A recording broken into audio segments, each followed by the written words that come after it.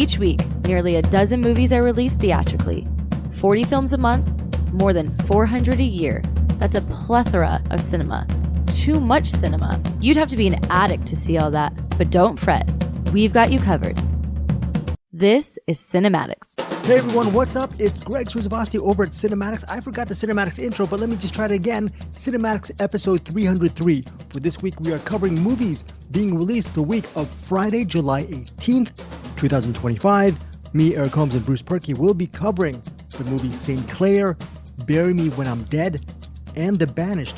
Those are only three movies that are coming out on Friday, July 18th. The caveat to that is Bruce Purkey has a review of the new Netflix limited series, Untamed. Eric Holmes he's been holding this review for a couple of weeks because of space issues from last week. He has a review of the Netflix movie. I believe, what is it called, Eric Holmes? It is called Straw. So towards the end, he will give a... And I will spoil the crap out of it because I told you last week I was going to spoil the crap out of it. All right, so this is towards the end of the cinematics portion of this episode. Yeah. Eric Holmes will do a spoiler review discussion of Straw. Speaking of spoiler review, spoiler discussion, Eric Holmes and we did a spoiler talk last week of Abraham's Boys. That's currently up on our CinemAddicts YouTube channel. For Patreon members, you get it several days earlier on the opening weekend. Eric Holmes and we are following suit for the second week in a row. We are doing, after this episode is taped, we're going to do a quick mini spoiler of this mystery thriller called The Banished. Let's hear about what we both think of this movie. By the way, it's going to be a spoiler review. For our Patreon members, they're going to get it before the weekend rolls around, so they'll have, they can judge for themselves, or maybe if they decide to see The Banished, they can go on the video on our Patreon and watch me and Eric's discussion of The Banished.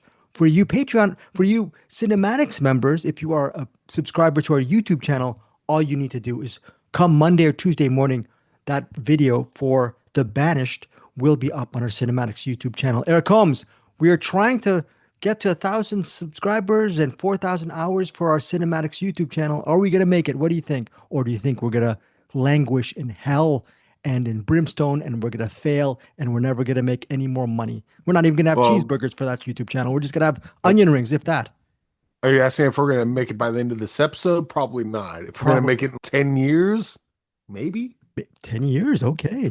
We have a 10-year plan for our CinemAddicts YouTube channel. If you have been listening to our CinemAddicts podcast or our Eric Holmes' interviews or my interviews or Bruce Purkey's reviews, if you find value in that, please subscribe to our YouTube channel. We are currently at around the 750-ish mark for subs. We are maybe a little inside baseball. We're probably 1,500 to 1,600 towards our 4,000 goal. So Eric Holmes said 10 years. Let's hope maybe with the pace that we're going to go a lot faster than that. Maybe 9 years and 11 months. So Eric Holmes, 9 years, 11 months. Can we shoot for the stars on that? I'll get on board with that.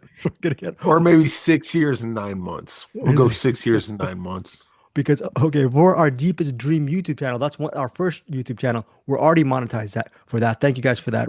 That's our cheeseburger money along with the Patreon money. Thank you, Patreon patrons and all that stuff. However you support us, even if you just listen to this audio podcast, thank you so much. Eric Holmes, I sound like a pitch man. Barnum and Bailey, P.T. Barnum. Do you want to pitch anything? Bam. I just want to hit him out of the park. You want to hit him out of the park. Eric Holmes doesn't do the pitches during the week.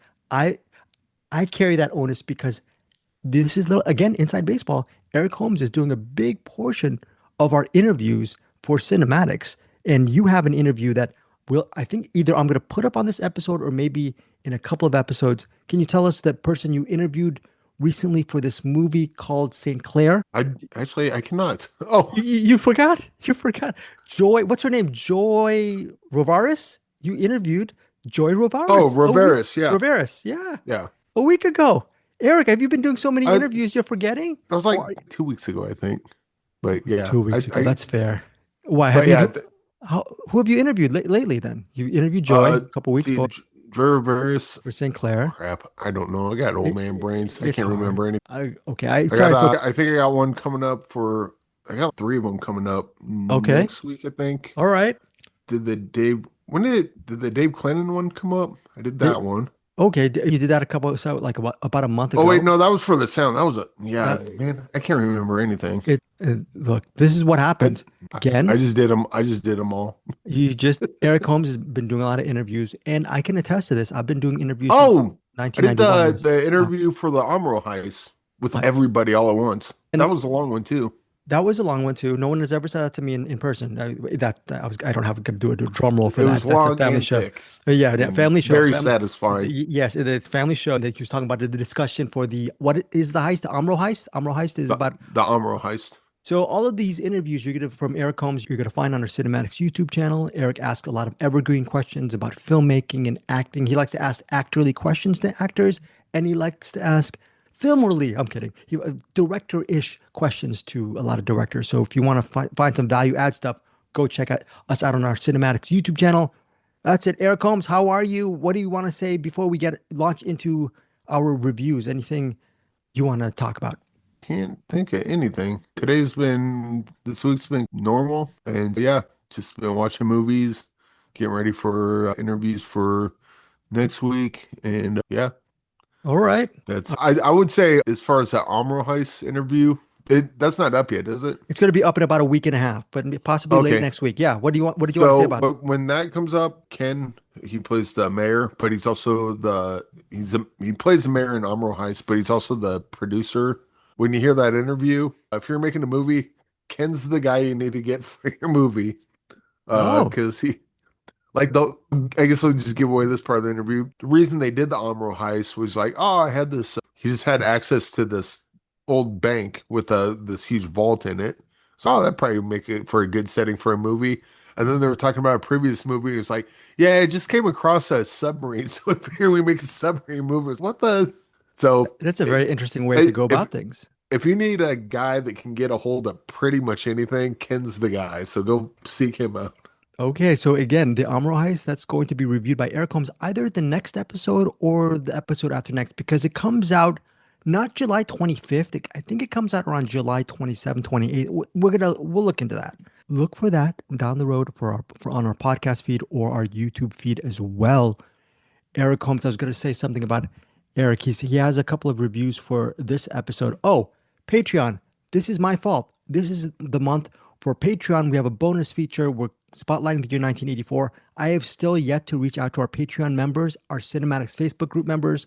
Under the gun, listeners, if you have any movie recommendations for me, Bruce Purkey, or Eric Holmes for the year 1984, hit us up over on our emails, our respective emails for movie suggestions, or just talk to us on our CinemAddicts Facebook group for some 1984 recommendations, and I'll be making that choice probably close to this weekend. Okay, so once you listen to this, the Hip Hop Witch, it didn't come out in 1984. the Hip Hop Witch, but I'll tell you what Gremlins came out in 1984. We'll see what happens. Maybe Gremlins might be one of the movies. I think by default, Eric Holmes will have to speak about Gremlins. I've heard that one was good. I've never seen it, so it's a full disclosure. It's Eric Holmes' favorite movie of all time. So just in honor, which is of weird that because I haven't seen it. How could it be my favorite movie? I've never seen it. So by default, 1984, we will have two movies. We will have an assigned pick as well. So hit us up with 3-4 movie recommendations, and we will do a randomizer and pick two movies as well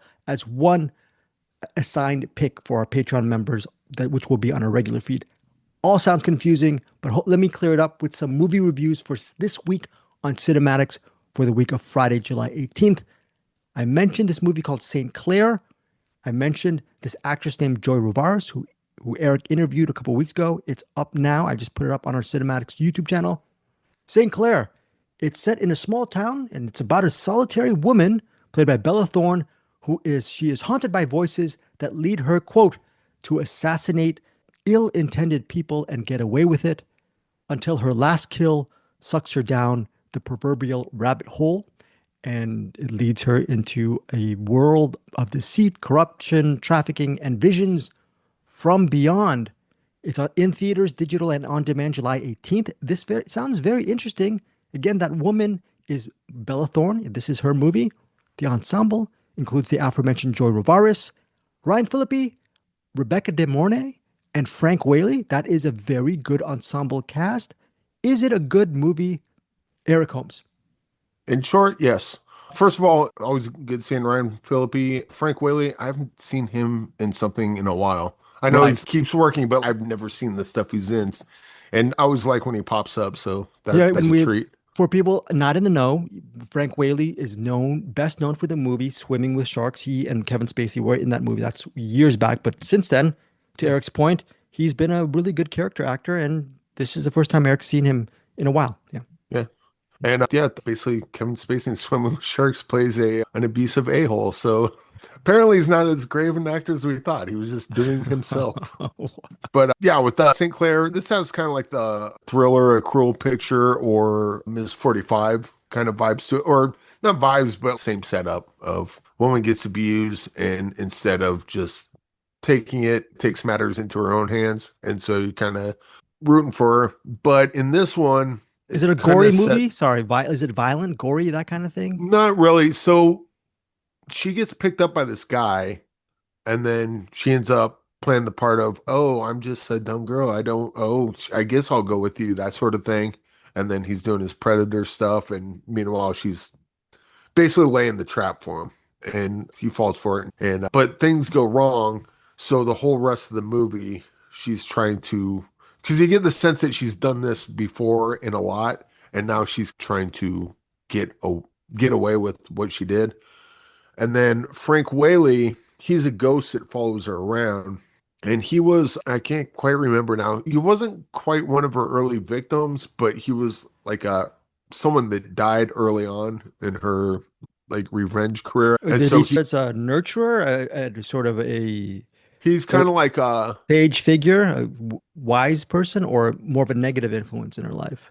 No, he helps her out. Okay. And he's a ghost, so he has information that she wouldn't have otherwise. And so he kind of helps her out like that. And then they keep bringing up Joan of Arc, so there's a little bit of that going on. The only weird thing about this is how the setup is. Who's Joy Rivara? Who does Joy Rivara play in this? Is she just one of the friends of... Yeah, she's one of her friends. Claire, like when she kills the guy at the beginning, like she's basically trying to cover that up, so I'm confused as to why. Because everything she did falls under the purview of self-defense. But regardless, yeah, but you're just basically trying to see her get away with it. Frank Whaley helps her out, and that's the story. I would like to see the part that happens, chain of events that happened before this story. Just because these kind of movies like Claire, some predator comes at her, and then Claire goes and kills him or damages him or does whatever Claire's going to do. Like that's a movie I wanted to see, but that all happens before this movie even starts. And then as we're getting Claire on the lam. It's an interesting take on it, but I want to see Claire kill more sexual predators is what it comes down to. The movie's directed and co-written by Mitzi Perron. Was Mitzi going for, I think the way you're describing it, Eric, is you wanted more of a genre-fied movie, and it's not. And I thought that's plays, I thought it looks like that kind of movie, the way they're selling it. It flirts with the idea, but the genre element of it, most of it was before this movie even starts. Oh, okay. So this is the aftermath of Claire's revenge tour, so to speak. And then so this whole movie's kind of the aftermath of that. And that's an interesting take on it for sure. I just want to... You're making this... I mean, the revenge bit of me, I just want to watch perverts get their comeuppance. So then what do you see in this movie? A social drama, more of a drama unfolding about the repercussions of her actions, whether or not she'll get caught? That kind of thing? It's her trying to it's that one specific, that first guy that she kills at the beginning.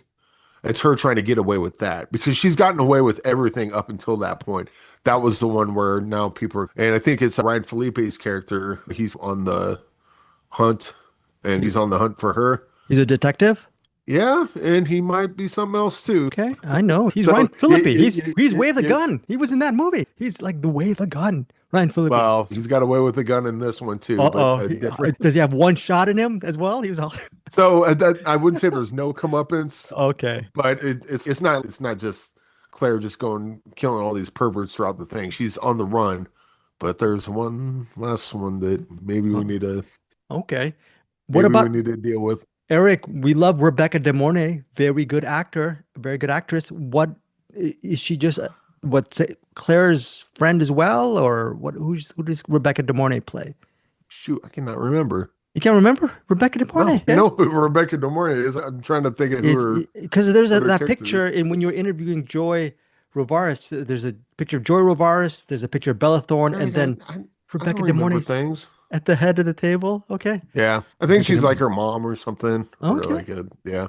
Okay, so St. Clair, it's in theaters, digital and on demand, July 18th. Eric Holmes is slowly forgetting about this movie. This might not be very good for the rating. What is your rating on St. Clair, Eric Holmes? I'd probably give 3 stars on this. Okay. Pretty interesting idea. Definitely has its moments. I just want to watch Claire beat more people. But again, that's me like complaining that it wasn't the movie I wanted. So that's not really fair to the movie because that's not what the movie was going for. But all right, it's still entertaining to watch. And yeah, I do not remember what Rebecca De Mornay was in this. 3 stars from Eric Holmes. Later on in the cinematic, She left a mark. We'll say that. Bruce Purkey will have his own take on St. Clair. Does he like it as much as Eric Holmes? Maybe he might like it even more. Maybe he won't enjoy St. Clair. I don't know. Take a listen to Bruce Purkey's review of St. Clair in a few moments. Until then, again, you can give this movie a shot in theaters, digital, and on demand. July 18th, 3 stars from Eric Holmes. Next up, movie number 2 is Bury Me When I'm Dead. What a great title, Bury Me When I'm Dead. Very film noirish title. And this movie does have film noirish flourishes. The movie's directed and written by Patrick Clement, who is also known as Siebold Krebs, which is interesting. On IMDb, it says Siebold Krebs. When I interviewed Patrick Clement with his two other actresses, Charlotte Hope and Mackenzie Lee, he was actually on the Zoom as Patrick Clement, but on IMDb he's Siebold Krebs. However you want to say his name, you have 2 chances. But Bury Me When I'm Dead, it centers on this dude named Henry, played by Devin Terrell, a man whose life spirals out of control because he is failing to keep his wife's dying wish. His wife is Catherine, played by Charlotte Hope. Catherine is dying of brain cancer. And Catherine, she has a simple request. They own some kind of flower shop, and they have plans to go to California and all of these things. She is one of the earth. Once she is diagnosed with brain cancer, she says to her husband, Henry, I want you to bury me when I'm dead. Bury me into the earth. I want to be part of the earth. I want you to put these pills in me. Seeds. I think they're seeds. I think she also wants him to plant seeds in her. It's weird, but she is so really into nature that her big dream is she wants to become one with a tree, right? So she wants to have things grow out of her dead body, which is, some may say that's morbid. Some may say that's cool because you're giving. Is that morbid to you, Eric, or is that giving to the earth? Thinking more like they did. What's his name at the end of Fury? Oh yeah, yes, I forgot. Right? See, again, he became one with the tree. You remembered that, and I completely forgot about that ending, and that's a great ending. Okay, so that's all she wants. Here's a catch, though. Catherine comes from a very rich family. Her father threatens Henry, and he says, if you don't bring her body back home after she dies and you do not follow my wishes, you're not going to get the condo, you're not going to get the money that you're owed, you're not going to get any inheritance after she dies. So Henry is thinking, I don't know, Eric, if you had those choices, you married someone who's rich, she comes from a rich family, and she's saying, Eric, I want you to bury me when I'm dead. But if you follow her wishes and she passes, you're not going to get all that money, that millions of dollars that's promised to you. Isn't that a hard decision for you to make, personally? Really? Someone wants to be buried when they're dead, you just bury them. But I guess I don't understand the. But her dad is saying that if you don't bring the body back, you're not gonna get any part of the inheritance. What would you do if you're burying your loved one and she wants to be buried into the earth? And if you follow her she wants wishes, to be buried immediately? She wants to be buried when she dies. Okay, when she dies, so she goes to their childhood home, which is... So is dad not going to bury her? Is he just going to hang her up on a rack or something? Her dad just wants to bury her just normally in a funeral home, and you take her to a funeral, have a plot. He wants the body back to the house. And if what happens is she wants to be buried in the earth next to the childhood home. I know that sounds confusing, but she wants to be It one with sounds her. overly elaborate. Yeah, no, but anyways, he wants her body back, and he said, and if she doesn't go, the body doesn't go back to the family, then he's not going to give Henry the inheritance. What happens is Yeah. Henry decides to say, I need the money. I don't want to be cut out from the family inheritance. So he accepts his father-in-law's demands, and instead of accepting Catherine's demands or requests, when she dies, instead of burying her into the ground, he takes her body and he goes back to the parents of Catherine, and they have a standard funeral. And what happens is Henry is double crossed by his father-in-law. He doesn't get Wait, the money. wait, back up a little bit. So he buries her and then exhumes her and then brings the body. No, he brings he personally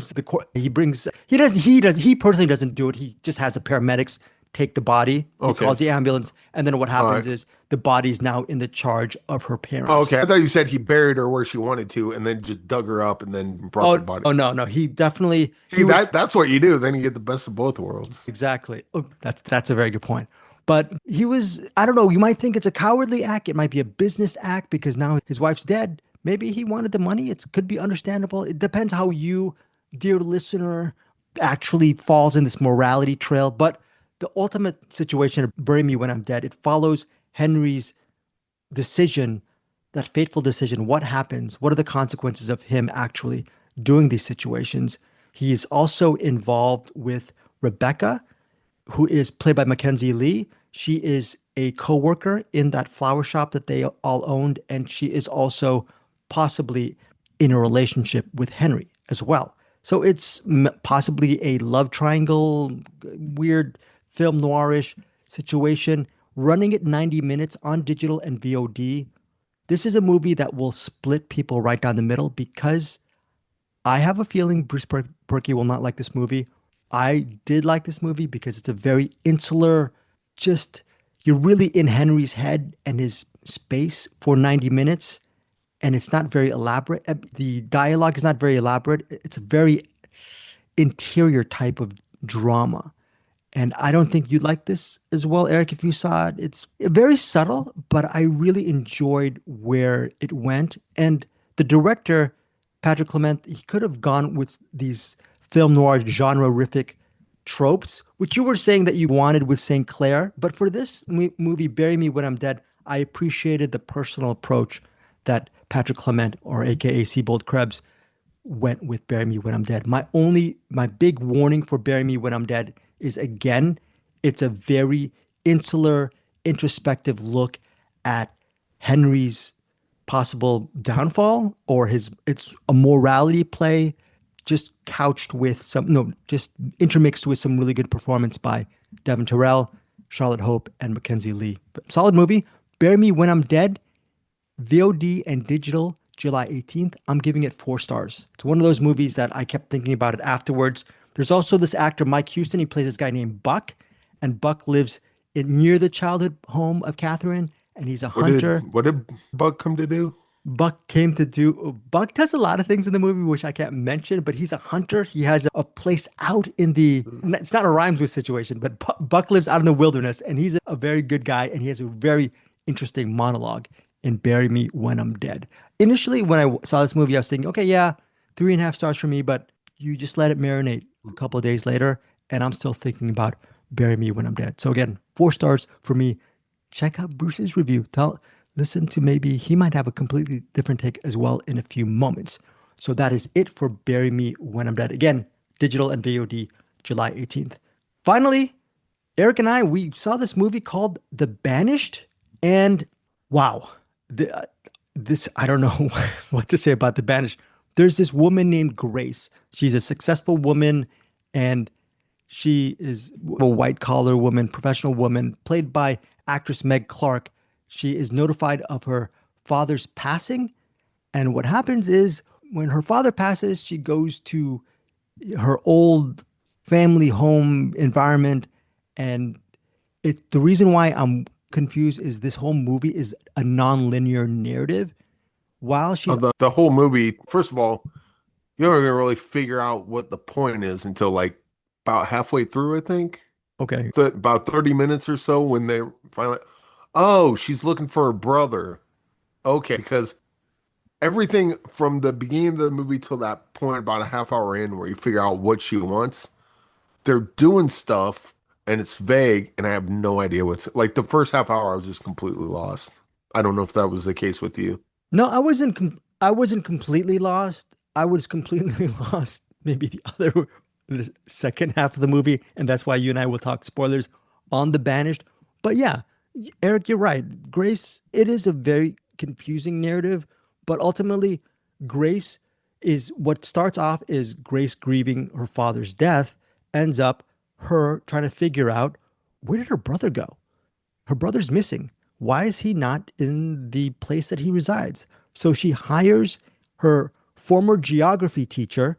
I forgot what his name is, his character's name, but is, and he decides to, for a really pricey sum of $5,000, he decides to take her out. 10,000, 5,000 now, 5,000 when it's done. Thank you, Eric Holmes. That is correct. That's correct. I remember that because shortly after he started getting like oh, are you okay? Oh, it was like, why do you care? You're like just dead set on it's got to be 10,000. Like he's being like really cold with her. And then all of a sudden now he's acting like an old friend that gives a crap about what she thinks about things. And Eric and I will discuss a little bit more about that, why it's 10,000 and whatnot, where is he taking her? That will be our spoiler discussion. But this geography teacher, he takes Grace out into the wilderness. Supposedly, she saw him a day ago actually putting either homeless or drug addicts or people into a van or just wanderers into a van. And he was just rousting them up and putting them in a white van. And she saw that and she was thinking, where are you taking them? And for that $10,000, 5,000 in, 5,000 out, he's going to show Grace where he took them out into the wilderness. Supposedly, he knows where he's going. And that is the premise of The Banished. Will Grace find her brother? Is her brother dead? Is Grace imagining most of this stuff? Is it in her head? What's out there in the forest? So many mysteries. It's directed by Joseph Sims Dennett. The running time's 96 minutes. It's in theaters July 18th. It's, Eric, it's one of those movies that, again, I warn people, if you want a tidy ending, if you want to know exactly what's going on, Eric said he was lost the first 30 some odd minutes of this, and you might be too. There is a fine line of being lost and being confused and not knowing what's going on and trying to figure things out. It will frustrate a lot of people.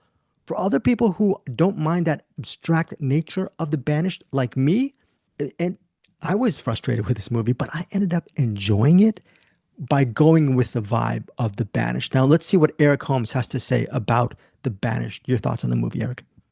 I absolutely hated this movie up until like about the last third. And then that's when I was like, all right, that should have just started here. Because that first half hour, it was just things happening with no context. And you explained the storyline, and I saw that, and I didn't pick up on any of that. Because I'm just watching this going, I don't know who this person is. I don't know why she's freaking out. Like she looks at the tent and starts crying. I'm like, what the hell's going on? And then there was this old guy that they show, and then they don't show him anymore. And I'm like, you know what? Screw it. I don't even care anymore. Eric, and now I'm just waiting for the movie to end at this point. Eric, the old and guy then was, I know what the old guy is now because he told me. When I'm watching the movie, I have no clue because the movie never gave me any. That they're just like, oh, Eric knows what this is because I do. No, I don't. You need to give me something. And yeah, were they being too clever for themselves? You think it was they're being too vague. So you touch on it a little bit. There's a difference between mystery and confusion. Mystery is when your audience has some context to what the story is, but there's this one thing that they don't know. And the mystery is, what's that thing? Ooh, let me see if I can figure it out, or let me follow the story. Confusion is things are happening and I don't know why, and I got no context to anything. Screw it. I'm bored. I'm going to check out. Can I say something, though? Within the first 30 minutes, were you locked in at least to Grace, Meg Clark? No. I thought she was, oh, really? No. I thought she was. I didn't know what was going on. She was walking around the forest. She saw a tent, started freaking out. There was an old guy. Then they cut to something else. that I wasn't even paying attention to because I didn't care. I was still trying to figure out the first thing. And then she's walking around the forest again. And then she goes to the guy and is like, I'll give you $2,000, 10,000. Okay, five now, five later. I'm like, I still don't know what the hell you're doing. And then it wasn't until like shortly after that, we're going to find my brother. I'm like, thank you. You could have told me that a half hour ago. If you told me that a half hour ago, everything previously would have made sense. But it wasn't like I found out that it was like, oh, now it recontextualizes everything. It does, but I don't want to go back in my mind and re-piece together the story that still has another hour left to it. Okay, in fairness, things started to make sense when it No. started to. No, It didn't make sense until I knew what it was that she wanted. She wanted to Okay. find her brother. All right. And now I got something to hang my hat on because before it was just a bunch of things happening. And I had no clue how any of that connected or But anything. Eric, it still gets confusing when she's trying to find her brother, though, right? It is, but now I know what she's going. That's She's true. looking for a brother, and there's I suppose, can we say Oh, maybe in the spoilers. Are you thinking that- there's an area in the woods where they're looking for a brother. Okay, that's fair. That's fair. Yeah. Yeah. And so once that's happening, and then we start to see that there's some weird stuff going on, like then it turns from going to confusing, and it's not confusing anymore. Now it's a mystery. Ooh, where's your brother at? What's all this weird stuff happening? But now I'm not confused. It's more of a mystery because now I'm engaged with the movie. Did you like the mystery? Did you like the mystery that the world Yes, that was? yes. Oh, very good. Yeah, Eric. yeah. The last third of this movie I thought was really good. It was that first half hour. I was like, I'm going to turn this the F off right now. I'm glad you didn't. I'm glad you It's didn't. kind of that bad luck banging your loony porn. Yes. Like the first 2/3 of it is, what is this? This is stupid. Be done, movie. Sorry, guys, but technical problems. All right. So you were saying, Eric. Yeah. So anyway, like the bad luck banging your loony porn, like the first 2/3 of it was just nonsense. It was just not great. And then that last third, it's okay. Why wasn't this the whole movie? Like the last third of that's like interesting, but it's just like that whole lead up to that was confusing. And with the Banished, it even started getting like a kind of like a David Lynch vibe to it. 100%. Where Yeah. it's like even the mystery starts to go away, and then it's no longer a mystery. Now it's like this dream kind of state, and even that part was interesting. But yeah, that Okay. I would say if you're gonna watch this movie, skip the first half hour and just go on because the rest of it's pretty good, but that first half hour is rough and Okay. doesn't add anything to the movie. In fact, I think it hurts it. Well, okay. So you and I do disagree with that. I was fine with the 30 minutes, but that's a good warning that you're giving. I'm going to give that separate warning, which I alluded to in the beginning. Watch the first 30 minutes and skip the rest. If you want everything explained, Eric Holmes mentioned David Lynch. If you want everything explained to you in The Banished, I'm not saying like a 2-year-old, but just explain to yourself logically. If you want to logically figure something out with The Banished, the mystery, if you want that solved, this is not a spoiler. This is just a warning. You're not going to get that, I feel. Is that a warning, Eric, or towards the end? That's the thing. With movies like where this movie went, I'm fine with things being like vague or unanswered or whatever at the end of the movie. I need stuff answered at the beginning of the movie, such as what are the characters, what's the story, what the F is going on? Because if I don't know that, it's just flashing lights in front of me and I don't care. That's fair. Yeah. But like the way the movie ended up, it started getting a little weird and just abstract. Yeah, abstract a little bit. And I'm fine with that. Because at that point, I'm locked into what they're doing and I can handle that. It's the ending. You got to catch me at the beginning. And by catching me, I don't mean have a big action scene and then cut to them waking up, turning their alarm clock off. You need to catch me up. Like, I need to know what it is I'm watching. If it's just a bunch of random images, I don't care. And let me say this, the ending of The Banished, I think it's really well done. But the filmmaker, Joseph Sims Dennett, he lets the audience, the viewers, figure out what the ending is. Meaning the ending might be interpreted by people differently. That's when you and I will do the spoilers and we're going to give our... And it seems like you were fine with it. I'm fine with it. I just want to tell our listeners and viewers that there will be people who will watch The Banished and not be fine with that. That's all I'm going to say. Yeah. Okay. If they're not fine with that, they're going to turn it off right away because they're not going to be fine with the beginning either.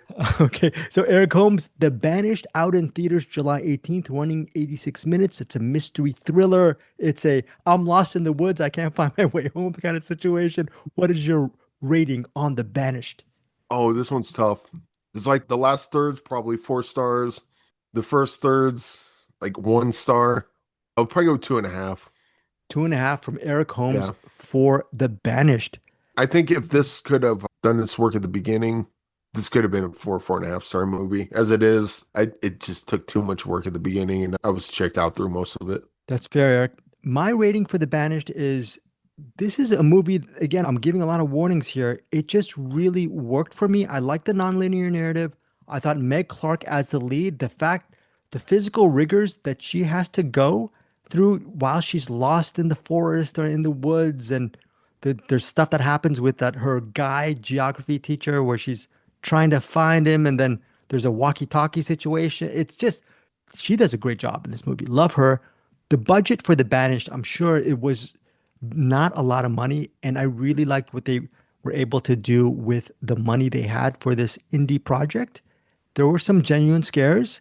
The world building at the end will turn off. And there's some stuff that happens towards the end which I really liked, enjoyed. I was reading some reviews. They were comparing it to a little bit of Hereditary. So I just want to throw that out there. If you're thinking about Hereditary, been some comparisons a little bit or not. I'm not gonna. I Yeah, can yeah, see yes. that. And the I don't ending know that I agree totally, but yeah, Yeah, I see where they're going with it. in the ballpark. Yeah. It's a big ballpark. Again, my warning. Just heed my warning. But still, it felt like a movie that really applied to me. That I enjoyed. Really want to see more films by this Joseph Sims Dennett, the director, and more films from actress Meg Clark. I'm giving The Banished 4 stars. 4 stars for The Banished. Again, just bury me when I'm dead. These are movies when I initially watch it, I'm giving it 3.5 stars because I would be frustrated with certain elements. But then as the days move on, I'm still thinking about The Banished and Bury Me When I'm Dead. So these are movies that surprised me this week. Here's a surprise. I don't know what did not listen to Bruce Purkey's reviews of of Bury Me When I'm Dead. Check out his reviews. That's going to be interesting. It would have been interesting, Eric, to see what Bruce would think about The Banished, how he would have felt. Do you have an idea, a ballpark figure, about theory on what do you think about The Banished? He would either see it the same way I do, or he would absolutely love it, but flag that, oh, Eric would hate this part. Okay. Most importantly, that is The Banished in theater July 18th. Let us know your thoughts on The Banished. Let us know your thoughts on Bury Me When I'm Dead. And of course, St. Clair.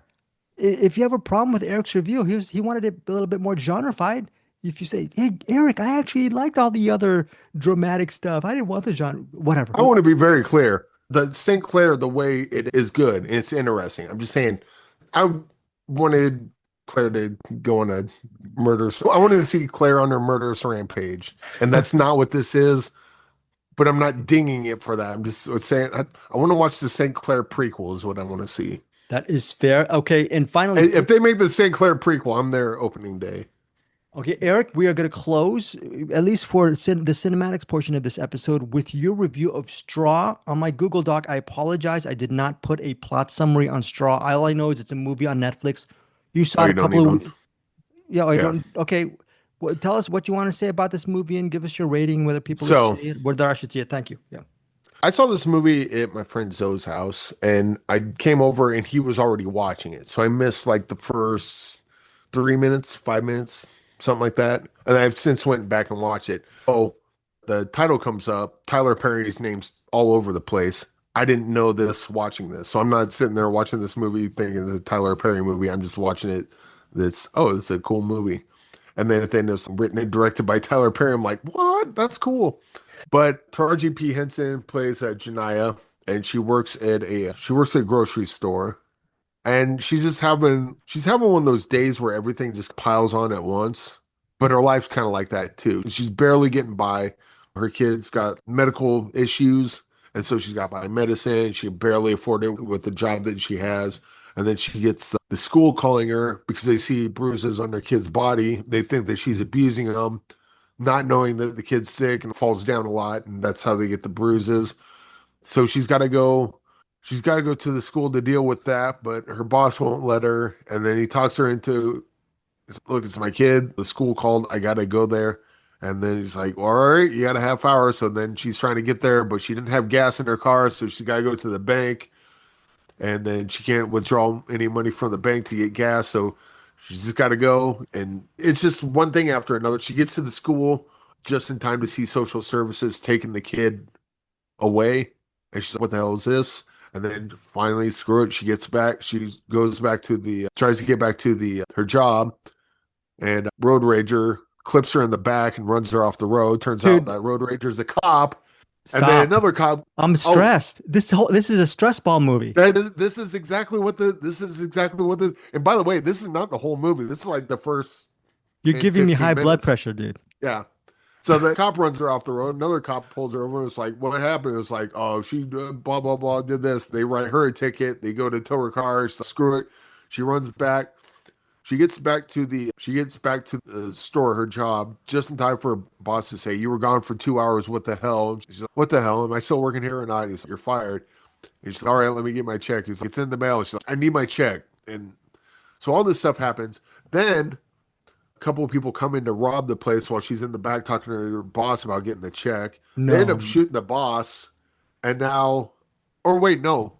She ends up with the gun, shoots the robbers, and then the boss is on the phone with the cops. It's like, oh yeah, she's in on it too. She's, what? Oh no! Boom! She shoots her boss.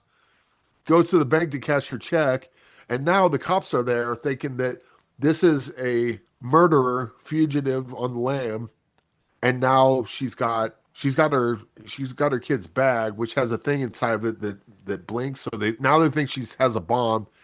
So the police think that she killed her boss and went to the bank to rob the bank, and she has a bomb on her. And now the whole rest of the movie is the police trying to negotiate her to release the hostages and come out, but she has no idea that's what they're there for. And then that sounds like a great genre thriller. It is very original. It's completely unrealistic. Like all the stuff that like I get the idea that like stuff piling on top of you and just making your life worse, because one thing doesn't go wrong. It's 15 things at one time goes wrong. I think most of us have been in that kind of situation. But you have Raji P. Henson as the lead, and she's fantastic.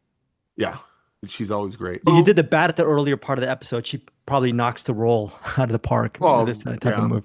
Pretty much everyone. Like Sinbad's in it. He's like one of the homeless guys that lives next to Janiyah. I didn't even know that was Sinbad until I saw Sinbad was in it. I was like, wait, who did he play? And then I look, oh, he was the homeless. Okay, cool. But anyway, so while she's in the bank, and then the cops are outside, and then what is her name? Tiana Taylor. Oh yeah, she's great. She's a great actress. Yeah, she's Detective Raymond. She plays a part of the negotiator that starts to talk to Janiyah. And she's trying to talk her down. And then she starts to get between talking with her on the phone and talking with like her neighbors and stuff and the coworkers and trying to piece together what happened. She gets the sense that I don't think this is what we think it is. And then that's what the drama is going forward. And it's also Janiyah's not quite self-aware enough to know that, like, she knows that they think that she's robbing the bank. And she's, no, I'm just trying to get my check cashed. And they're like, yeah, but you have a gun on you and you have a bomb on you. No one even mentions the bomb. And then when they finally do, she's, oh no, this is just my kid's toy thing. You know, that was later on. And this movie is definitely cheesy in parts. And a lot of it's a little too much. So it's like that. I doubt can't quite buy that would happen like that. That's what the story's going for. So I'll buy it. There's a part at the end that I absolutely hate. And this is the part I'm going to spoil. You can spoil it. You said it's going to be a spoiler review. You could say whatever you want, Eric. Say whatever you want. Yeah. So there's a part at the end just before she's about to release herself, because she would come out, but she saw on TV, because it's a big to do once it gets to this point. She sees one of the cops outside with a gun. And it's the cop that ran her off the road, and the cop that pulled her over was a look and said, I'm going to find a way to kill you. and make it look like an accident. So she doesn't want to come out of the bank because if she does, that cop literally told her he was gonna kill her, Yeah. and now he's got every reason to at that point. Detective Ram is trying to find out who that cop is and get him out of there so she'll just release hostages and leave. That stuff all happens, and then they cut to this weird flashback thing to recontextualize everything that she never had a kid. Her kid died like long ago. What? She's been dealing with PTSD. No. She actually killed her boss for other reasons because she never worked at the place and she never been to the bank. And it was like all this stuff. And I was like, and then that's a kind of cool twist, bro. That's it. No, it doesn't make any sense, and it ruins it because the emotional moment was for her to release herself, release the hostages, give herself up, and then Detective Raymond, here, come in, I'll walk with you. And then the bank manager, she understood what Janiyah was going for. And then a lot of people on the outside were like, free Janiyah, because it becomes like a dog day afternoon sort of situation. The whole emotional moment that was building to was, look, you did this, you got to serve your time, but we're here with you, we understand, and we're gonna help you through this. And it turned into she was crazy all along and none of this happened. I was like, no. But then they cut to that moment where like the bank manager and the detective Ram was walking her out. You cut out that 5-minute bull. Yeah. It's a family show. 5-minute bullcrap version of she's crazy and cut all that part out. And granted, it's a cheeseburger, but it's a extra cheesy cheeseburger, and I ate it all up. And look, I think this is the first Tyler Perry movie. I've seen movies with Tyler Perry in it. I think this is the first Tyler Perry written directed movie I've seen, and I ate it up. Look, this is probably a 3-star banger. 3-star banger. So she survives at the end then? Yeah. Okay, but she's taken away. She ends up going to jail, but yeah, she survives it then. It's just that bit where they're like, well, could you understand the twist? We've been talking about genre. The twist. So everything you saw up until that point when they did the flashbacks, the twist takes huge leaps. So everything that we saw could not have happened. Okay. Yeah. It just, like, when you see that twist, usually when you have a twist, it's like, oh, okay, now this starts to make sense and this starts to make sense. When the twist happened there, it became, hold on, if that's the case, then this and this doesn't make sense. And why is she here? And why is she doing that? It doesn't make it better. It makes things worse. And starts breaking holes in the plot. So you just take that bit out and it's pretty great throughout.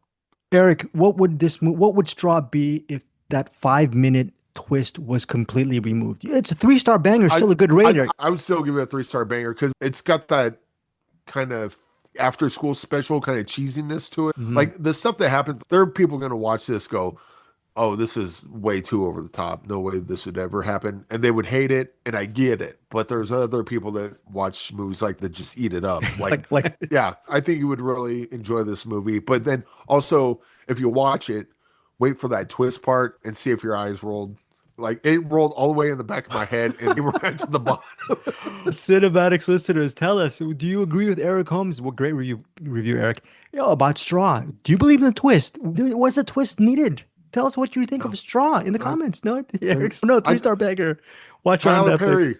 Tyler Perry, I'm no one to you, and that's fine. You're not even watching this, so I don't even know. Hey, if Tyler Perry, just let me read your script first. Tyler, this script is great. Take out these 5 pages. You don't need them. It'll be much stronger without these 5 pages. I guarantee it. This is coming from Eric Holmes, who himself is very passionate about screenwriting and storytelling. So would love to hear. But see, the difference between me and Tyler Perry's making movies, I'm not. So look, maybe he knows more than I do. In fairness, probably Tyler Perry knows more than a lot of people in the business, because if you look at his IMDb, the guy has his own production studio. And the fact that he's directing movies at a clip, if you just look at his eye, he's directing movies at a freaking clip. So props to him. And I got to say, because again, this is the first Tyler Perry movie I've seen that he wrote and directed. Dug it. I need to go check out more of his stuff. 100%. And look, you gave it a 3-star banger, currently streaming on Netflix. Tell us what you think of Straw. And look, I love Taraji P. Henson. I will watch whatever she's in. I even with all the spoiler stuff, I'm going to give Straw a shot. I really want to see. And so there's some action in the movies because a little bit. It gets more thriller once the bank robbery stuff, because there's not big shootouts or anything. There's always the threat of it. Oh, that was another thing. So they do the thing where, and they had this in Amro Heist as well, which we'll talk about. But and they've had this in any sort of hostage negotiation situation where you have the local police there, and then the FBI comes in. We're taking over now. The FBI guy did not make any sense because Detective Raymond clearly had Janiyah. She had her kind of where she needed her. She trusted her. They had a good rapport. And then the FBI's, I'm coming in and we're going to go in and shoot. And it's like, she literally said she would leave if we would just find this cop and get rid of him. We don't have time for that. We got to go in and kill her. It's like, you're just escalating situation for no reason. Final thing on Straw. Currently, critics gave it 56%. Audience for Rotten Tomatoes. Sounds about right. Audience for Rotten Tomatoes, 70%. Pretty good. That also seems about right. Yeah. Because I do think that Straw is kind of like a crowd pleaser type of movie. Yeah. Because it hits you in that kind of way. Where if you're watching the movie, it's like, I know this is unrealistic. I know this is cheesy, but you know what? I don't give a crap. I'm going to root for Janiyah anyway. Eric, when you saw Straw, you were 5 minutes in. You missed the first 5 minutes, and then you went back to watch the first 5 or 6 minutes on a second viewing. Did you end up watching the entire movie again, or just watched the first 5, 6? Oh, yeah. So you've seen this twice. Okay. Yeah. 1.9 times. 1 point. Yeah. Was it better? So basically, the only thing I missed, because I walked in pretty much right at the beginning. The only thing I missed basically was opening titles. Love it. Love the review. Okay, that's Eric's really in-depth review, spoilerific review of Straw. Again, let us know what you think of Straw. We are done for this episode. Eric, you want to say anything before we get out of here and kick it on over to Bruce Purkey up in the attic? Yes, go watch Straw. Go watch St. Clair. Go watch Banished, because I'm very curious what people think of Banished. Because obviously, Greg, you loved it. Yeah. It's weird because we love different parts of it. Like the part I liked, like that was the part you fell off on. The part that I couldn't freaking stand. You're like, no. Go watch The Banished. Tell us what you think, because I'm very curious what other people think of this movie. All right, guys. Thanks again for supporting us here over at CinemAddicts. Tell us some movies you're watching as well. And we will see you here next week on CinemAddicts. Until then, here's Bruce Purkey over at the Cinem-Attic. Welcome once again to the Cinem-Attic, the attic of cinema. I am back, and I don't have a lot of time to dilly-dally and chit-chat with you at the beginning about my day and my week. Maybe Eric and Greg have time for, I don't know, steak cooking, talk, and karaoke and stuff, but I'm down to business here. I've got to talk about movies. Got a lot of movies this week. So, a few brand new things for you.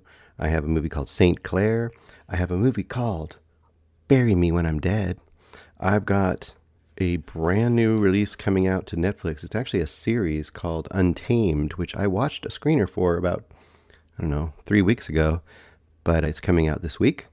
Also new-ish to streaming, we've got Zombies 4, Dawn of the Vampires. We've got Opus, an A24 release.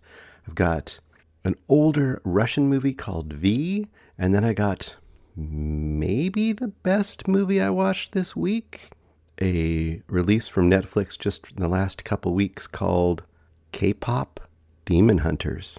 Or could I be crazy? Who knows? All right, let's get on to it. So we'll start with our screeners. We've got St. Clare, directed by Mitzi Perrone. Mitzi Perrone also directed a movie called Braid, which I have seen. I remembered it being a very frenetic, very over-the-top stylistically, a cult movie for a lot of people. For me, it didn't really quite work, but I don't remember much else about it other than it was three women running around doing crazy stuff. Anyway, this movie, St. Clare, is about Claire, played by Bella Thorne, as a college student, even though she looks to be about 30, one of those kind of things. Actually, I think I looked up her age. I think she's 27. And she could be a college student at 27. Maybe she's a graduate student? Didn't seem to be. Anyway, you've got Claire, and you find out very quickly she's a self-appointed vigilante. She comes across, guys who are predatory, and she finds ways to dispatch of them very quickly. And she's also guilty and feels very torn about what she is doing. Now, that would sound like, that's a pretty interesting premise for a movie. And you would be correct. It is an interesting premise for a movie. but you would be wrong that it's an interesting movie. Yeah, this movie is, how do I say this? There are independent movies that look very low budget and feel very low budget, and for whatever reason, I just will accept the world and I'm cool with it. In fact, sometimes it's even a feature. Having that real kind of non-slick, non-studio look to a movie can be a really big feature for some movies. Very notably, things like Texas Chainsaw Massacre or stuff like that obviously are not slick Hollywood productions, but they work very well. This movie just has that feel to it that doesn't work for me. It just seems very, I don't know how to say it, but sometimes you get an indie production, it feels cheap. Like maybe it's trying to be slick in Hollywood, but it doesn't have the ability to do it. And this also does some other things that really annoyed me stylistically. You get Dutch angles used in certain movies. This is also, and shaky cam is used in certain movies, but this is like wavy cam.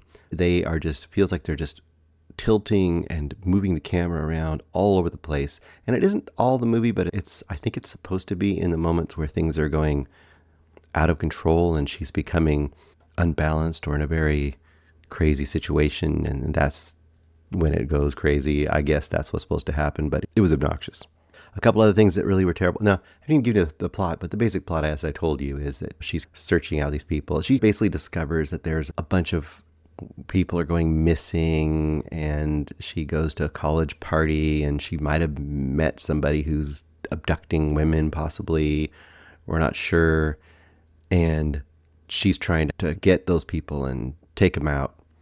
And helping her is her dead ghost friend, Mailman Bob, who is somebody she killed, who she thought was a creep, but she accidentally killed him. And you get some awkward flashbacks of her as a child killing people too. So you have this kind of ghost character following her around. That's played by Frank Whaley. And then you have Detective Timmons, played by Ryan Phillippe, coming in to see what's going on, and also he suspects that she might be up to no good. So you see him trying to solve crimes, but also giving her the side eye, like he doesn't think he likes necessarily that she might be part of it. It's just an awkward movie all the way around. It feels like a bunch of, I hate to say this, but it feels like a bunch of B-level actors that can't get regular roles, so they end up in this movie. And I'm not talking about Ryan Phillippe necessarily, but most of the main kind of lead characters. Oh yeah, Rebecca De Mornay is in this too. Couldn't, whatever, useless, doesn't matter. It's a sad movie all the way around. It has a couple plot twists. It was one plot twist, a big plot twist about a character who may or may not be an evil player in this kind of cabal. And that I saw coming a mile away. It was no surprise. You're like, oh, that character's going to be bad, obviously, even though they're not supposed to be bad. Stuff like that. Honestly, I don't have a lot to say about this movie other than it's a Z-level Dexter-y kind of a thing. And there's some real heavy-handed Joan of Arc stuff in here, too. Trying to equate her with a modern Joan of Arc, which is super awkward as well. Obviously, St. Clare. At one point, she has a Joan of Arc poster on a wall behind her, and they make sure to position her so she's there. So you get the idea like, oh, whoa, like Joan of Arc. It's her, like Joan of Arc. It doesn't work at all. It's a very sad movie. Maybe someone else will get a lot of fun out of this, but I sure didn't. So I'm not going to go on about it because I think it's not worth your time to look into this movie. I'll give it 1.5 stars. That is all it gets. 1.5 stars. Just, it's in focus. Most of the time. It isn't steady though. It's in focus. All right. Next up, we got Bury Me When I'm Dead, directed by Siebold Krebs, starring Devon Terrell as Henry, Charlotte Hope as Catherine, and Mackenzie Lee as Rebecca. It starts out and you've got Catherine and Henry, and they're a couple, and they're getting ready to move and drive across the United States and move to California. And right now they live in New York. And you get a feeling that their life is stagnant, and they're going to buy this cheap van, something that just get them across the United States, and they're going to restart their life. They currently work in like a flower shop. There's another woman who works there named Rebecca, and she is, I'm trying to make sure I'm not getting the names right. I might have them flipped around. Yeah, no, Rebecca is the person who works at the flower shop, and she's like a good friend of them. Anyway, the movie is presented as starts out as real indie porn sort of style, but a little more grounded. And when I say that, once again, I have to always establish what I mean by indie porn. And once again, this is Eric's thing, but I've adopted it as well, where it's like this super, super slow, artistic, very dramatic. A lot of times there'll be a lot of scenes where you might just see, he always says, and you see a door closing, or you just see some really beautiful like shots. And it's being very straightforward as far as the story is usually almost always just a dramatic story. It's not sci-fi or horror or anything like that, although there are versions of that. This movie is a little more trashy than that. So if there's trashy indie porn, I guess this would be it, in the sense of this. You find out within the first, 10 minutes at the most, that Catherine has cancer. And she knows her prognosis is not good. I think the doctor might say to her, like, hey, we'll get you on chemo, we'll get going on stuff, and we can probably get you another couple of years. So even with the cancer treatment, she's probably only going to live a couple of years. And she immediately is, I don't want that. That's not for me. I'm not going to take treatment. So she knows she's going to die pretty quickly. And she has two super rich parents.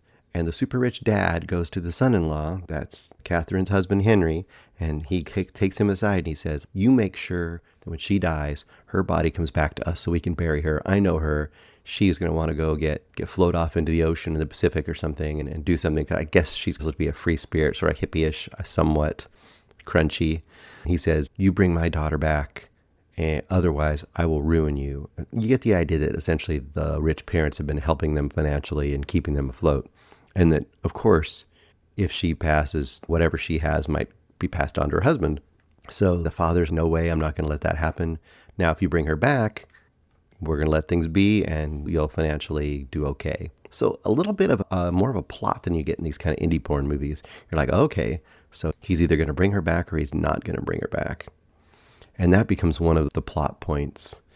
You find out very quickly, though, they aren't going to California, and Henry and Catherine, I guess Catherine has decided she wants to go to the woods in, I think I want to say New Hampshire, because she has decided she's going to pass and make sure she gets buried in this special spot in the forest that she always thought about. That would be where she lays herself to rest. So essentially her parents won't know where she is. She'll be buried just in the forest, no marker, with trees and whatever could grow from her, and that would be her way of going back to the universe thing. And she makes him promise to do that for her. So, bury me when I'm dead, the title makes sense now. And that's your basic setup. There are some kinks in the whole story, and one of the biggest ones is that apparently before all this cancer stuff went down, good old Mr. Henry was having an affair with the woman at the flower shop, and she's now pregnant. That's Rebecca. Now, I've given you lots of plot now. I'm not going to give you any more plot. Let's just say that I would say for the first 2/3 of this movie, I was like, it's an okay, like I said, semi-trashy for this kind of indie thing, like very kind of little soap opera-y, but there was enough story, more story than these kind of movies a lot of times have, that I was still following along. Okay, is he going to do what the dad wants, or is he going to do what, she wants before she dies? Her final words, obviously, that's important. How's that going to play out? And that is a big chunk of the plot. What's going to happen with this subplot of this other woman? Is he just going to let that go away because his wife is now dying, or is that going to be his new woman, or what's going to happen there? And they do play that out too. But it's not super engaging. But this is a kind of movie that if that final act really tied it all together, it could, I would say, at least turn around and be like maybe a 3-star, 3.5-star movie if all that stuff turned around and really kind of came home. Unfortunately, and I won't spoil it, I almost want to spoil it because it's so bad, the final act has at least 2, I'm trying to think, it might even have 3, at least a couple twists, quote twists, or very big moments, I'll say that are so tropey and so ludicrous and supposed to be shocking. There's 2 moments that are supposed to be shocking that you've seen in movies very much different than this kind of movie. You've seen in like horror movies or really trashy horror movies. And there's these 2 shocking twists that take place in the final act that I think are supposed to really blow our minds. And for me, it was the opposite. It dropped this movie down because they are so bad. I say the ending of a movie can sometimes really bring the movie up a full star, or really just make it all work. And the ending of this movie made it all not work. It took it down stars. The ending of the movie is so horrible. So laughably horrible. I cannot believe someone that knew the makers of this movie did not say, no, you got to come up with it. You got to rewrite this, buddy. You can't end it this way. This is ludicrous. So that is my take. And that is why I did not bury me when I'm dead. Am I going to go lower than St. Clair? Yes, 1 star. This one is really bad. I would say it was so slow that if it, like I said, it could have turned the corner and I could have been like giving it redemption on this, but it was so slow and then ended so horribly that it felt like at the end of the movie, it felt like it had been a waste of time, which is terrible to say for indie movie, especially. People aren't paying, they're doing their best with budgets and all that kind of stuff, but ultimately it comes down to writing, and the writing here was just cut it. Okay. The last brand new release I've got this week is Untamed. This is a limited series on Netflix. I want to say about 8 episodes, if I remember correctly. Like I said, I watched this about 3 weeks ago. This has a bunch of different directors, because you know how it is with TV series. You have multiple directors. Once again, it's on Netflix. This could be a continuing series, I could see, but this is also something that's pretty self-contained. So if this is a one and done for this series, you're not going to feel like a cliffhanger. It's going to feel like you got a full story. So I say that up front, because if people are looking for something to binge, but they don't want to feel like, oh, now I have to wait for another 2 years, or maybe it'll get canceled, blah, blah, blah. This isn't one of those. This does have feels like it has a full kind of overall story arc that is wrapped up, tied up at the end. Untamed stars Eric Bana as he's like the main character in this. You also have Sam Neill as a cop there, and Lily Santiago is kind of Eric Bana's, I guess, partner-ish. And I'm not going to go through the whole thing of this because obviously it's a series, but the basic premise is pretty good and something I haven't quite seen before. Crime procedurals and crime mystery thrillers are a very big staple of cable TV, and this is no exception. But the one difference is with this one, you start in Yosemite. You start in a national park. So this could be a whole thing. You could have a whole series of national park-based, I don't know, crime thrillers. I could be down for that. Kind of cool. Like almost like park ranger procedurals or something. Now Eric Bana isn't quite a park ranger. It's complicated, and I got a little confused exactly what his role was, but he's essentially a detective. The hook on this is pretty good. The story starts with 2 people climbing up a rock face in Yosemite. It's all rock faces. Free Solo is there on El Capitan. I think it's El Capitan they're on at the beginning of this, but either way, they're on one of the giant cliff faces in Yosemite. 2 people are climbing, and then all of a sudden, over the top of the cliff, a body comes tumbling down, almost tears these 2 off the cliff because it gets tangled up in their ropes. They both survive, but there's a dead person wrapped in their ropes hanging off the edge of the cliff. And of course, the rangers and the police and everything come out there, and they're trying to figure out who this person is. The entire series is Eric Bana, along with this LA cop who's come out there to kind of escape her police life in LA to be out here in Yosemite. She also helps him investigate this mystery of this woman who had been lost and has now been found and now been murdered. What happened that led to that point? So the series becomes solving that murder, solving what led to that murder. All the meanwhile, you discover the history of Eric Bana and why he's living as a loner here in Yosemite, not really an active member of the police much anymore, because he has definitely had some history that has led him to be semi-hermitized out there. Even though a lot of the people around him have known him the whole time, he's lost his connection with himself and the world and his ex-wife and a whole bunch of other stuff. There's a bunch of subplots, of course. Overall, a pretty darn entertaining crime procedural, character-driven sort of a study. Is it like top tier? I would say no. But is it a good, solid police show with some pretty good characters that you can really binge your way through on a Netflix? Yes, it's good as far as that. It's a solid one.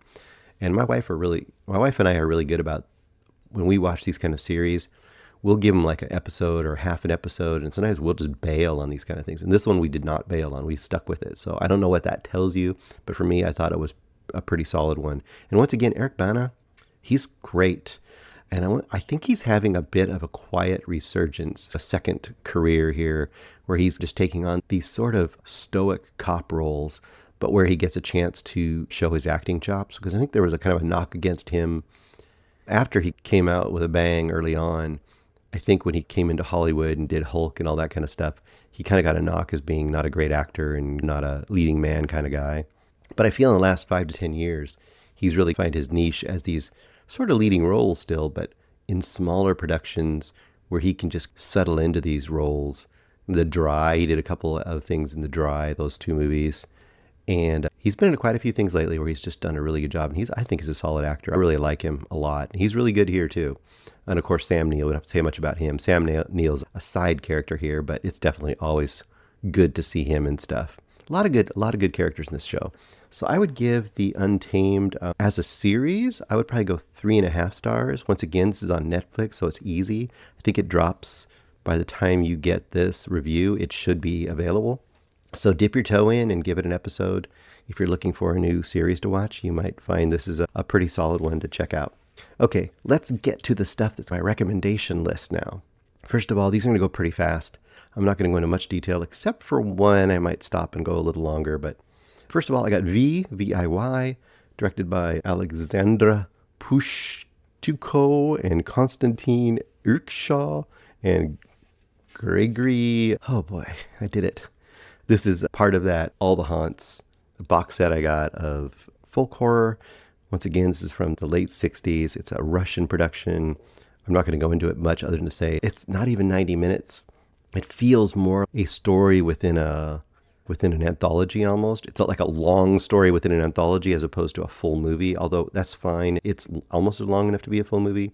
But basically, these monks or friars out in Russian Orthodox Church, I believe it is, go out after they're on leave. They're trainees, I guess you'd say, and they go on leave, and one of them ends up encountering what might be a witch, and he almost beats her to death.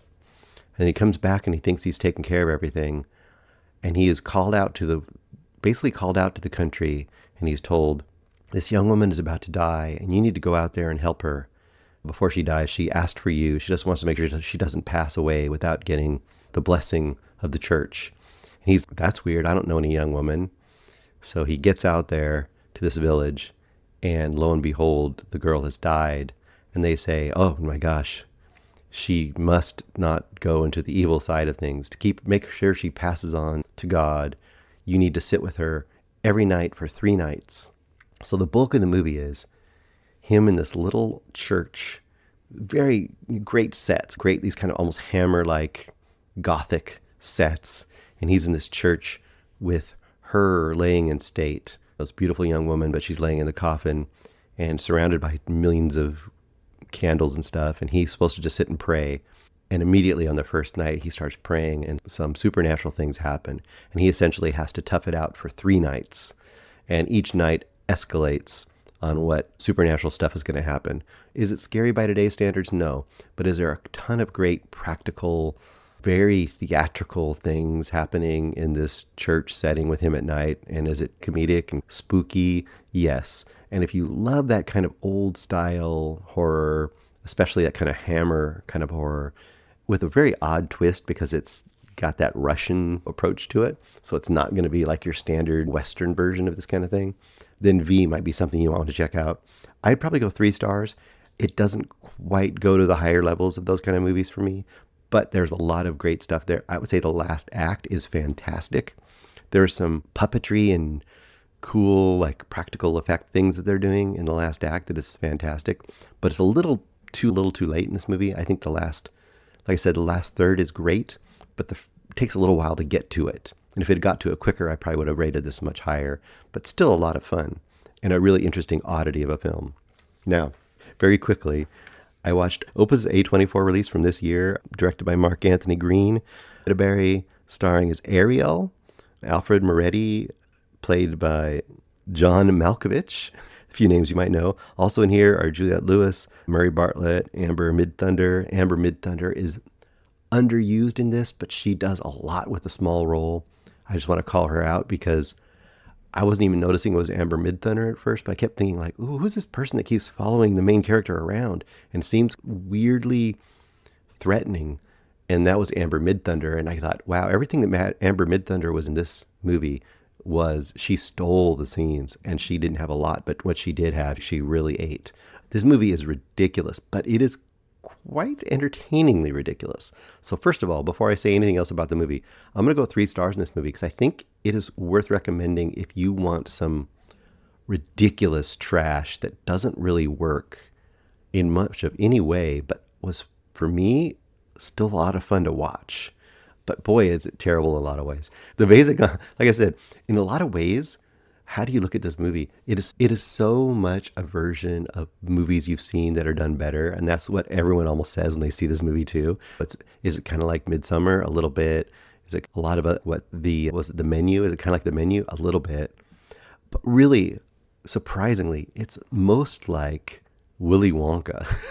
And you're like, wait, what is this movie, Opus? It's supposed to be in current day, and this flamboyant pop star from 30 years ago who has been like hermitized out in the desert, has not been making any music, and has just been this mysterious figure, comes back and says, I'm going to be releasing my first new album in 30 years. And he sends out special invitations. Remember Willy Wonka? He sends out special invitations to some high profile kind of influencer types. Each one of them's a great critic, and another one is a great writer, another one's a great, like they're all like top of their field. And they're all invited out to his desert compound where he has a cult-like group around him that almost worship him as a god. And they're all invited out here for the listening party for his brand new album. They're going to get the first chance to listen to it and report it back to the world.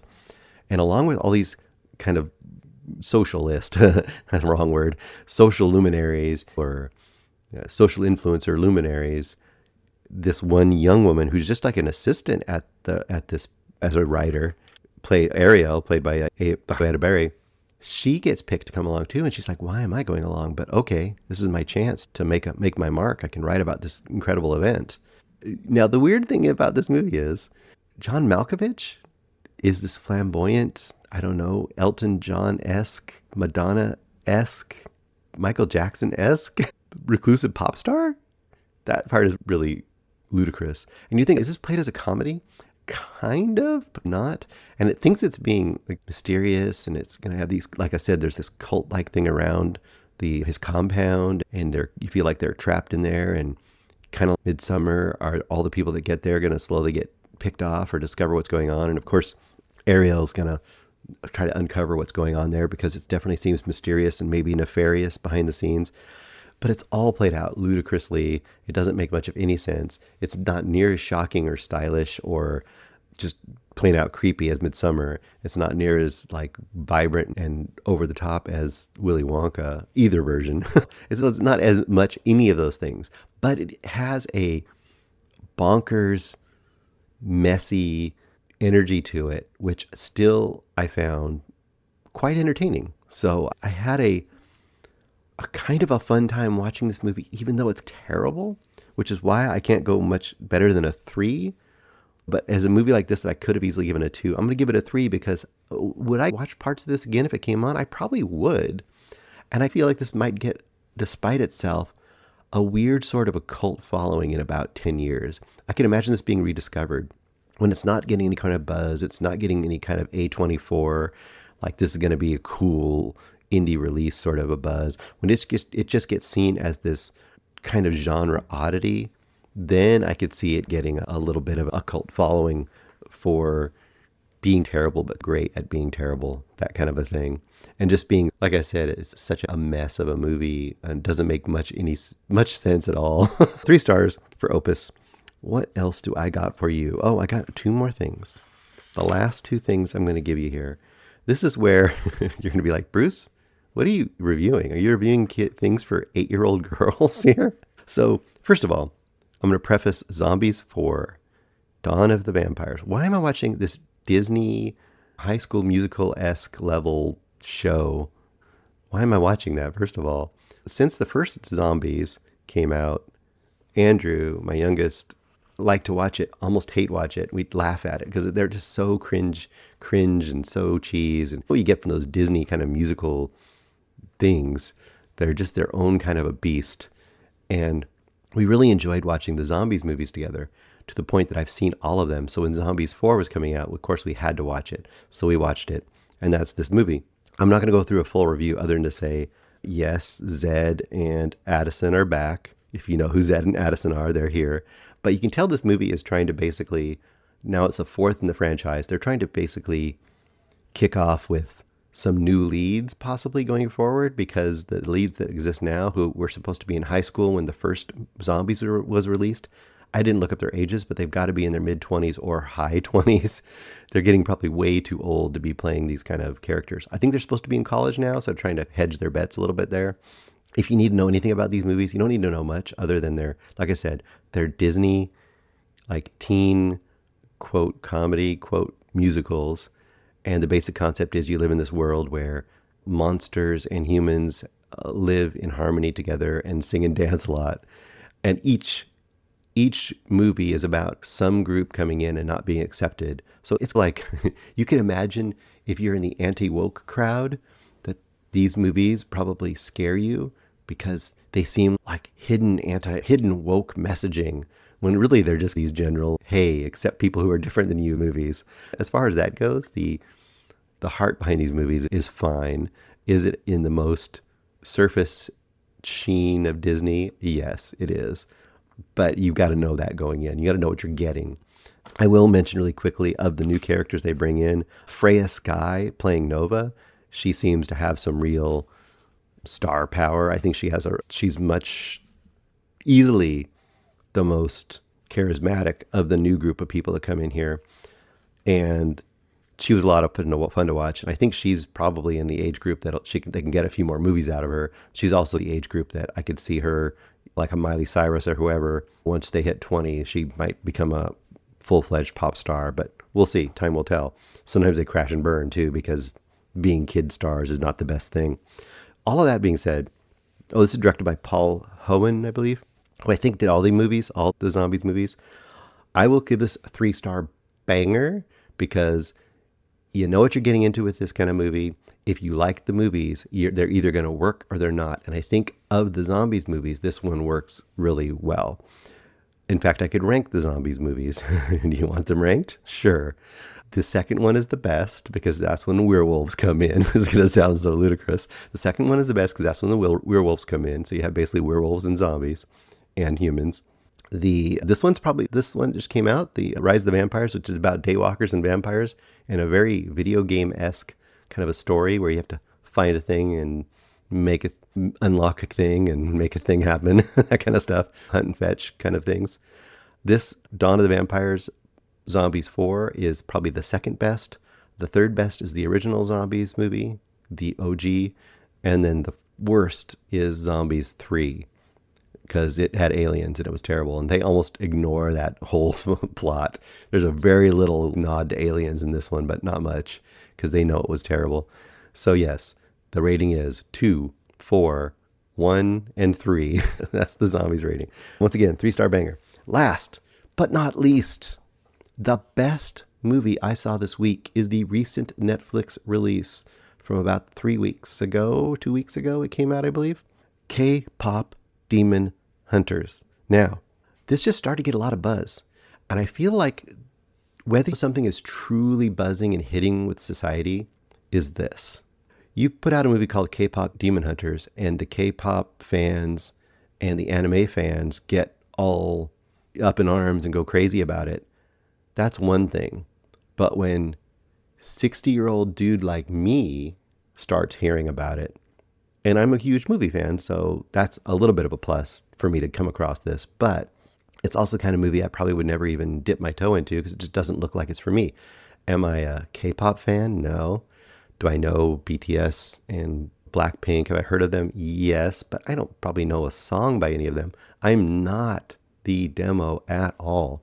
But I was still starting to hear buzz about this movie. Like, why am I hearing buzz about this movie? KPop Demon Hunters. They said, Sony made it.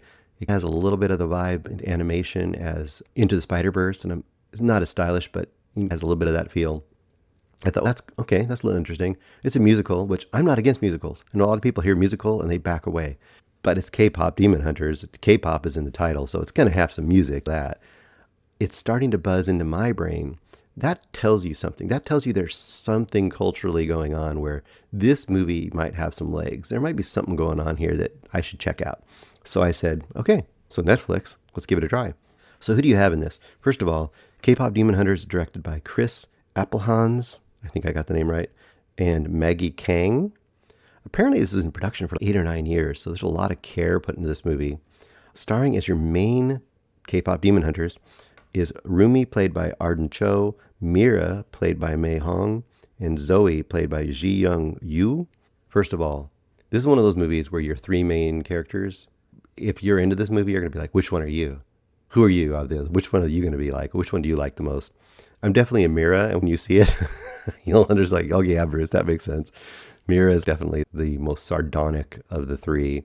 She's not the main one. The main one's going to be Rumi. I know this sounds like it's all like gobbledygook if you have no idea. As the main antagonist, you have Gino. Also, he's the love interest, played by An Hyo Sep. And then Bobby is the only name actor that I know in here, but I guess all the rest you could know if Korean dramas or Korean stuff. Bobby, played by Ken Jeong, Dr. Ken Jeong. We all know him. First of all, for people who are afraid, oh, anime, I don't like that stuff, and it's always in Korean or Japanese or whatever, this is in 99% English, with a few Korean phrases thrown in there. They don't even try to tell you what they mean. It doesn't matter because you can understand the story without knowing the small Korean phrase thrown in here and there. Like I said, it's 99% English. Once again, fantastic movie. First of all, how do you judge a movie like this? Is the animation great? Yes, fantastic. Is the story easy to grasp onto and compelling? Yes, and I'll give you the basic idea here in a minute. Are the songs good? Yes, absolutely fantastic. Now, of course, they are K-pop, but as far as I'm concerned, they sound like great K-pop, and they're great for the kind of the movie you're getting.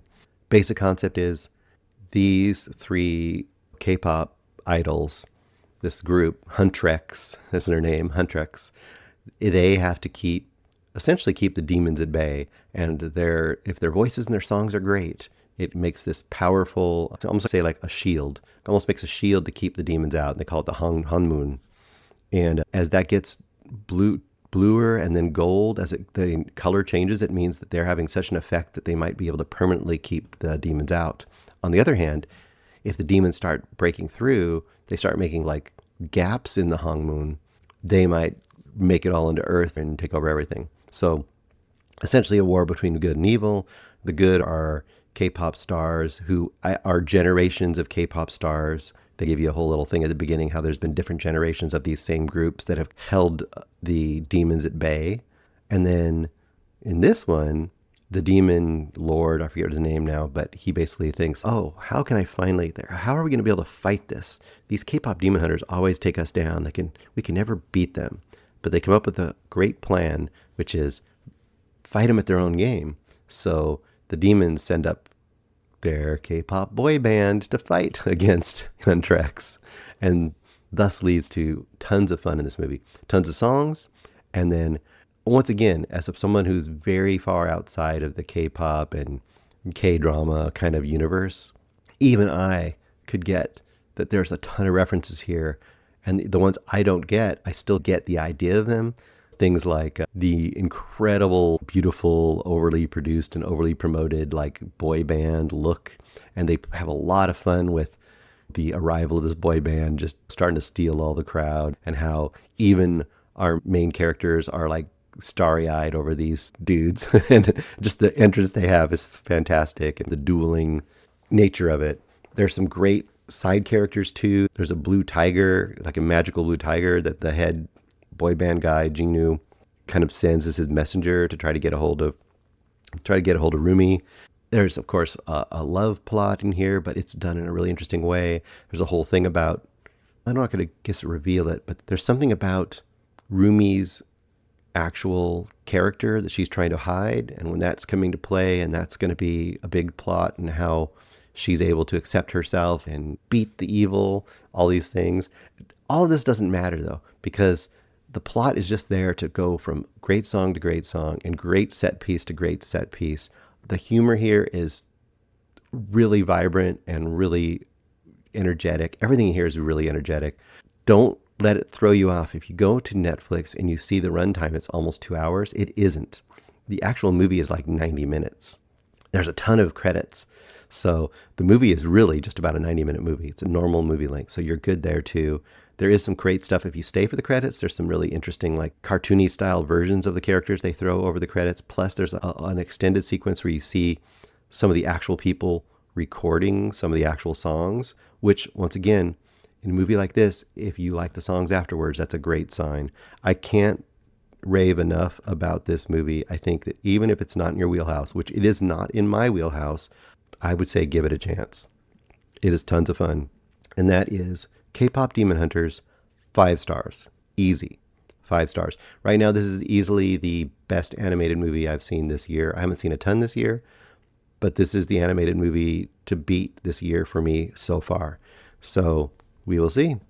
All right, guys, I gave you a lot. Hopefully you found at least 1 or 2 things in there to check out. I gave you some weird ones too, but maybe next week I'll be back to my old horror movies and thrillers kind of stuff. But I hope you found some stuff to enjoy. And I really hope that if you have been ignoring or pushing aside KPop Demon Hunters and you need something that's bright and just energetic and fun in your life, God, put it on. I think you'll be pleasantly surprised, at least, if not fully into it. All right, that's all I've got for you guys.